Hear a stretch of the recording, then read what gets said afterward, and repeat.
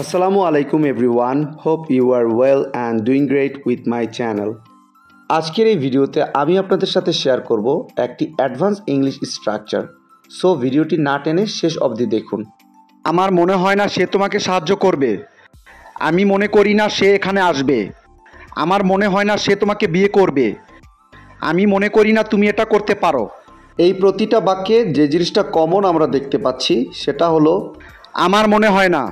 So যখন আমরা কোনো সেন্টেন্সে এই ধরনের বাক্যটি দেখতে পাবো সেক্ষেত্রে আমাদের ব্যবহার করতে হবে আই ডোন্ট থিঙ্ক।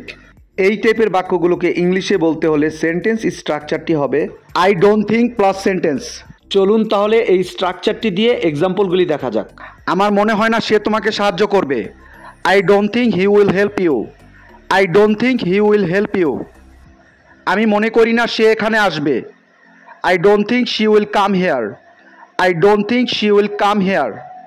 আমার মনে হয় না সে তোমাকে বিয়ে করবে। I don't think he will marry you.